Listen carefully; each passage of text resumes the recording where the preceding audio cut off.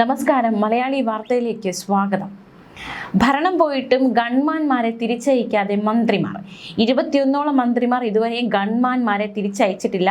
അതായത് തിരഞ്ഞെടുപ്പ് ഫലം വന്നതിന് പിന്നാലെ തന്നെ ഗൺമാന്മാരെ, അവർക്കൊപ്പം ഇത്രയും കാലം ഉണ്ടായിരുന്ന ഗൺമാന്മാരെ തിരിച്ചയക്കേണ്ടതായിട്ടുണ്ട്. അവർ അത് ഈ ഗൺമാന്മാർ പോലീസിൽ റിപ്പോർട്ട് ചെയ്യേണ്ടതായിട്ടുണ്ട്. അതൊരു നിയമമാണ്. ആ നിയമ ലംഘനമാണ് ഇപ്പോൾ നടന്നിരിക്കുന്നത്. പ്രത്യേകിച്ച് മുഖ്യമന്ത്രി, അതായത് പിണറായി വിജയനൊപ്പമുള്ള ഗൺമാന്മാരെ പോലും ഇതുവരെയും തിരിച്ചയച്ചിട്ടില്ല. അവരെവിടെയാണെന്ന ചോദ്യത്തിനുള്ള ഉത്തരം കഴിഞ്ഞ ദിവസം ഡൽഹിയിൽ അദ്ദേഹം വന്നിറങ്ങിയപ്പോൾ, പിണറായി വിജയൻ വന്നപ്പോൾ അദ്ദേഹത്തിനൊപ്പം പഴയ ഗൺമാന്മാർ ഉണ്ടായിരുന്നു. അവരെ ഇതുവരെ തിരിച്ചയച്ചിട്ടില്ല എന്നതിന് ഉദാഹരണമാണത്. അതായത് ഭരണം അവസാനിച്ച് 3 ദിവസത്തിനുള്ളിൽ തന്നെ ഗൺമാന്മാർ റിപ്പോർട്ട് ചെയ്യണമെന്ന ചട്ടമാണ് ലംഘിക്കപ്പെട്ടിരിക്കുന്നത്. മുഖ്യമന്ത്രിയുടെ ഗൺമാന്മാർ തിരിച്ചെത്തിയിട്ടില്ല. ഇപ്പോഴും അവർ മുഖ്യമന്ത്രിക്കൊപ്പം തന്നെ തുടരുകയാണ്. ഔദ്യോഗിക മുറി വേണ്ട, ഔദ്യോഗിക വസതി വേണ്ട എന്നൊക്കെ പിണറായി വിജയൻ അറിയിച്ചിട്ടുണ്ട്. എങ്കിലും ഗൺമാന്മാരെ ഇതുവരെ തിരിച്ചയച്ചിട്ടില്ല എന്നതാണ് ഏറ്റവും ശ്രദ്ധേയമായ കാര്യം. പ്രത്യേകിച്ച് ചില വിവാദങ്ങളിൽപ്പെട്ട ഗൺമാന്മാർ അടക്കം അദ്ദേഹത്തിനോടൊപ്പം ഇപ്പോഴും ഉണ്ട് എന്നതാണ് ഏറ്റവും ശ്രദ്ധേയം.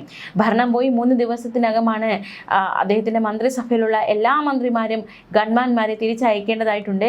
തിരിച്ചു പോലീസിന് മുന്നിൽ വന്ന് ഇവർ റിപ്പോർട്ട് ചെയ്യണം എന്നാണ് നിയമം. അദ്ദേഹം കാവൽ മുഖ്യമന്ത്രിയാണ് പിണറായി വിജയൻ. മാത്രമല്ല മുൻ മുഖ്യമന്ത്രി, ആഭ്യന്തരമന്ത്രി എന്ന നിലയ്ക്ക് അദ്ദേഹത്തിന് ഗൺമാന്മാരെ അനുവദിക്കാം. പക്ഷേ അതിനും ഒരു നിയമമുണ്ട്, നിയമവശമുണ്ട്. കൂടുതൽ ഗൺമാന്മാരെ അനുവദിക്കാനാകില്ല. മറിച്ച് കുറച്ച് ഗൺമാന്മാരെ മുൻ ആഭ്യന്തരമന്ത്രി, മുൻ മുഖ്യമന്ത്രി എന്ന രീതിയിൽ അദ്ദേഹത്തിന് നൽകാനുള്ള ചട്ടങ്ങളുണ്ട്. പക്ഷേ അദ്ദേഹത്തിൻ്റെ ഗൺമാന്മാർ തിരികെ റിപ്പോർട്ട് ചെയ്ത ശേഷം, അതായത് പോലീസിലോ അല്ലെങ്കിൽ മറ്റേതിലോ റിപ്പോർട്ട് ചെയ്ത ശേഷം DGP പ്രഖ്യാപിക്കണം പുതിയ ഗൺമാനെ. അങ്ങനെയാണ് നിയമവശങ്ങളുള്ളത്. എന്നാൽ മാത്രമേ ഇപ്പോഴത്തെ ഗൺമാന്മാർക്ക് മുഖ്യമന്ത്രിക്കൊപ്പം ഡൽഹിയിൽ അടക്കം യാത്ര ചെയ്യാൻ സാധിക്കുകയുള്ളൂ. അത്തരത്തിൽ നിയമം ഇരിക്കവെയാണ് ഈ ഗൺമാന്മാർ തിരിച്ചെത്തുകയോ പോലീസിൽ റിപ്പോർട്ട് ചെയ്യുകയോ ചെയ്യാതെ ഇപ്പോഴും മുഖ്യമന്ത്രിക്കൊപ്പം തുടരുന്നത് എന്ന നിർണായകമായ കണ്ടെത്തലാണ് ഉണ്ടായിരിക്കുന്നത്. മന്ത്രിമാരുടെ കാര്യം എടുക്കുകയാണെങ്കിൽ 7ഓളം മന്ത്രിമാരാണ് ഇത്തവണ വിജയിച്ചത്. അവർ ഇതുവരെ MLA-മാർ പോലും ആയിട്ടില്ല. ഈ സാഹചര്യത്തിൽ അവർക്ക് യാതൊരു രീതിയിലുള്ള സുരക്ഷ നൽകേണ്ടതില്ല എന്നതാണ് ചട്ടം. അതായത് ഗൺമാന്മാർ അവർക്കൊപ്പം തുടരേണ്ടതില്ല എന്നതാണ് ചട്ടം. ഫലം വന്നതിന് തൊട്ട് പിന്നാലെ തന്നെ ഗൺമാന്മാരെ ഇവർ തിരിച്ചയക്കേണ്ടതാണ്. പക്ഷേ അങ്ങനെയൊന്നും സംഭവിച്ചിട്ടില്ല. കുറേ ഗൺമാന്മാർ തിരിച്ചു വരേണ്ടതായിട്ടുണ്ട് എന്നതാണ് ഏറ്റവും പ്രധാനം. പ്രത്യേകിച്ച് നേരത്തെ ഉണ്ടായിരുന്ന ഗൺമാന്മാർ പിണറായി വിജയനൊപ്പം തുടരുന്നുണ്ട് എന്നതും ഏറ്റവും ശ്രദ്ധേയമാണ്.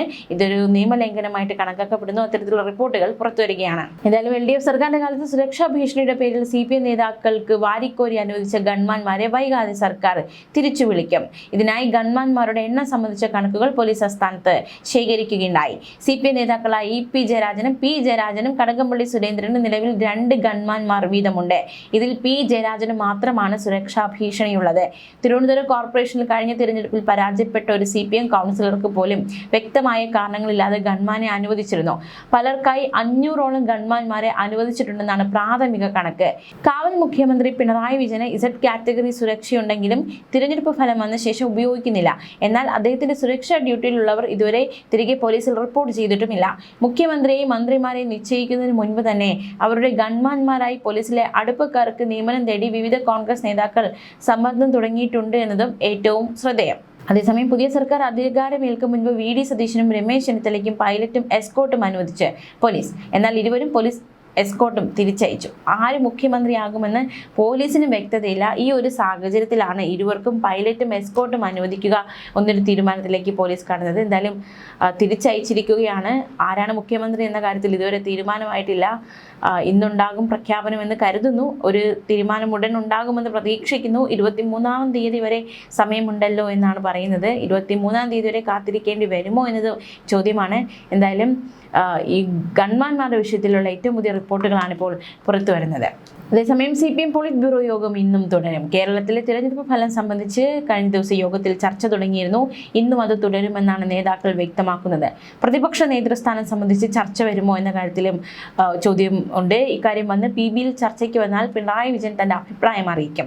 ഇതിൽ കേന്ദ്ര നേതൃത്വത്തിന് മറിച്ച് അഭിപ്രായമുണ്ടോ എന്നതും നിർണായകം. അതേസമയം പ്രതിപക്ഷ ഉപനേതൃസ്ഥാനം വേണമെന്ന ആവശ്യം CPI ശക്തമാക്കുന്നതും CPMന് കനത്ത വെല്ലുവിളി സൃഷ്ടിക്കുക ആരംഭിക്കുകയാണ്.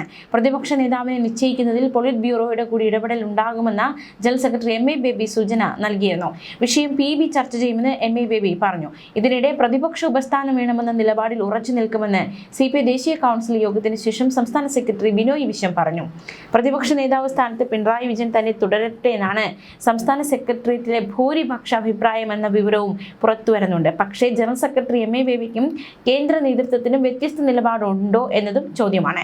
മുഖ്യമന്ത്രി സ്ഥാനാർത്ഥിയായി പിണറായിയെ പ്രഖ്യാപിക്കുന്നില്ല എന്നായിരുന്നു തിരഞ്ഞെടുപ്പിന് മുമ്പ് CPM ജനറൽ സെക്രട്ടറി പറഞ്ഞിരുന്നത്.